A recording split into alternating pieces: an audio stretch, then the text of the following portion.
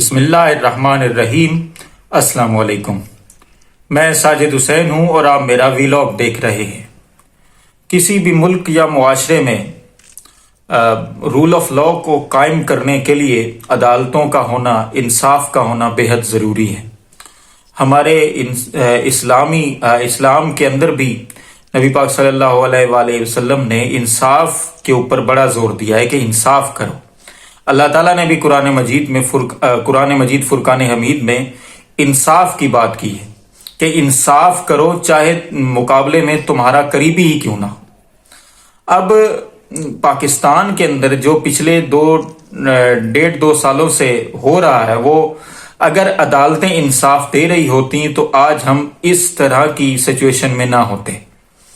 اب دیکھیں کہ ایک جماعت کو پاکستان کی عدالتوں کی طرف سے بھی، پاکستان کی اسٹیبلشمنٹ کی طرف سے بھی دیوار سے لگایا جا رہا ہے، صرف اس وجہ سے کہ وہ رول آف لا کی بات کرتی ہیں۔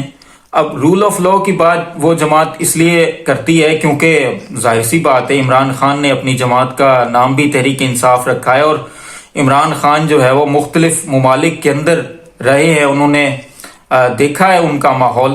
یہاں پہ اب آپ خود ہی دیکھ لیں کہ ایک آدمی جس کے اوپر 1100 ارب روپے کے کیسز تھے اور ان کے ثبوت بھی موجود تھے، جس دن اس کے اوپر فرد جرم عائد ہونی تھی، اس دن اسی کو پرائم منسٹر بنا کے ہم پر مسلط کر دیا گیا۔ جنرل باجوہ کی اسٹیبلشمنٹ کی بات کر رہا ہوں۔ اس کے بعد جو اب حالات ہو رہے ہیں، پاکستان کی عوام نے 8 فروری کے دن ایک جماعت کو ووٹ دیے اور بڑی تعداد میں دیے۔ اب اس جماعت کو کیونکہ اسٹیبلشمنٹ اور پاکستان کی کچھ ججز اور عدالتیں پسند نہیں کرتی، اس وجہ سے ان عوام کا پورا ووٹ اٹھا کے چوروں، چکوں، بدماشوں کو ہم پر مسلط کر دیا گیا۔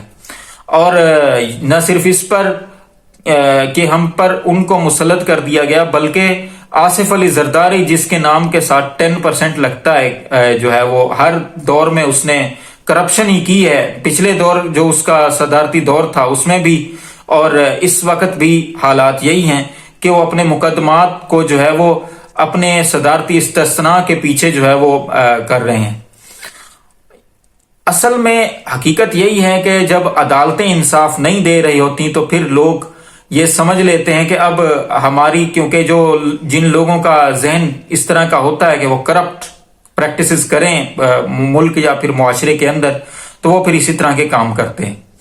اب خبر یہ آ رہی ہے، اب یہ فیصلے بھی ہو رہے ہیں، سننے میں یہ آ رہا ہے کہ اب عدالتوں کے اندر یہ سوچ ڈیولپ ہونا شروع ہو گئی ہے کہ اب ہم نے اپنی سپیس جو ہے وہ واپس لینی ہے جو ہم سے لے لی گئی ہے۔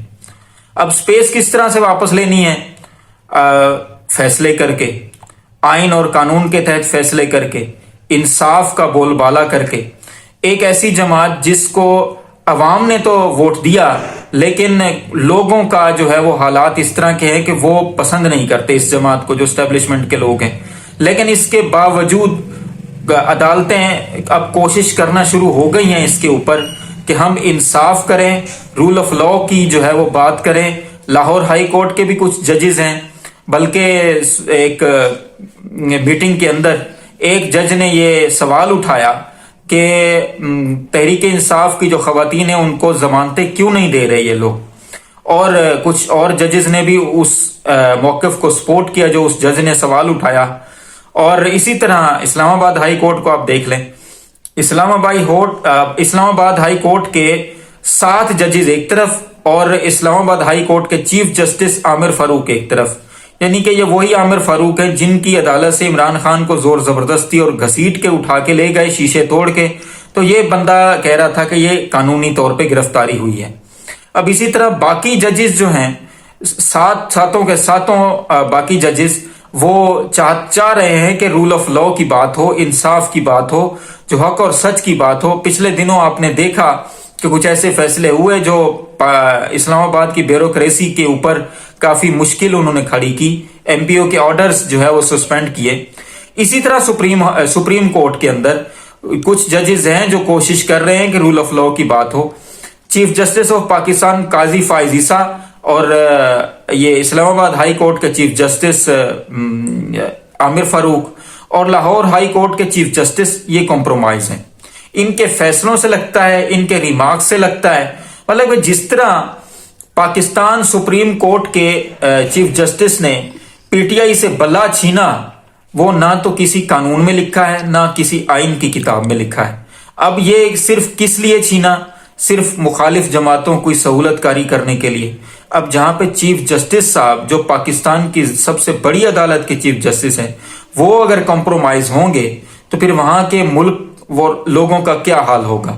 مطلب یہ کہ ایک ایسی خاتون وزیر اعلیٰ پنجاب بنا دی گئی, چیف جسٹس صاحب دیکھتے رہ گئے. ایک ایسی خاتون وزیر اعلیٰ پنجاب بنائی گئی جنہوں نے اپنی سیٹ تک نہیں جیتی.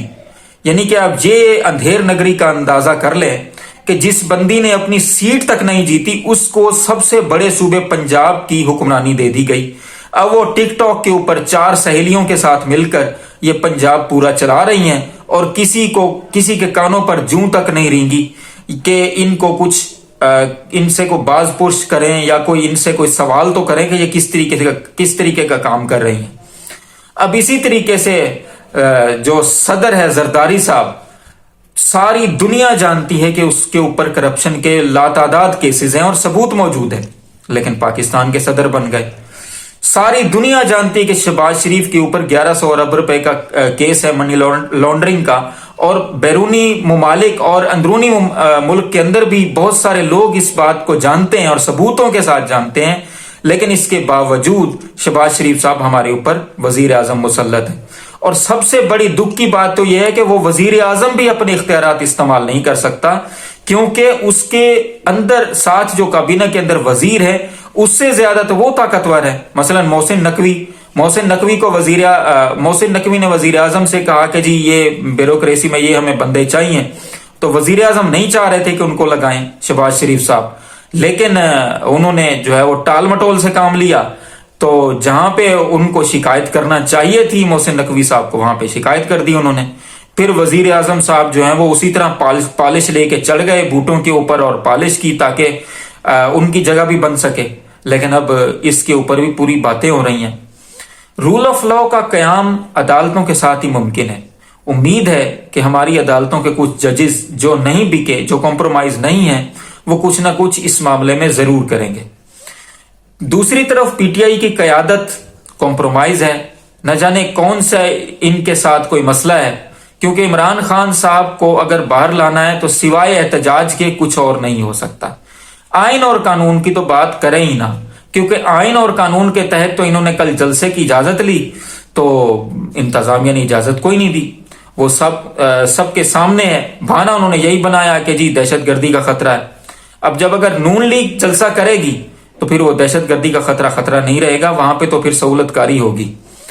آئین اور قانون کی بات تحریک انصاف اب نہیں کر سکتی, کیونکہ آئین اور قانون کے تحت ہی ان کے سارے معاملات کو, یعنی کہ آپ یہ دیکھ لیں آئین اور قانون کے سہارے کے ساتھ ہی ان کو غیر قانونی طور پہ ہٹایا جا رہا ہے.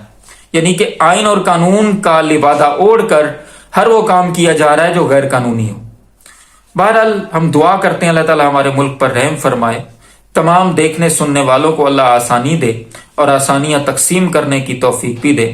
ان مشکل حالات میں اپنے فلسطینی بھائیوں کے لیے بھی دعا کریں, اپنے اس ملک کے لیے بھی دعا کریں جسے ہم نے بڑی قربانیوں کے بعد حاصل کیا, اور اپنے آس پاس دوستوں رشتہ داروں کا خیال رکھیں اور ہمارے اس چینل کا بھی خیال رکھیں. آپ کا بہت بہت شکریہ.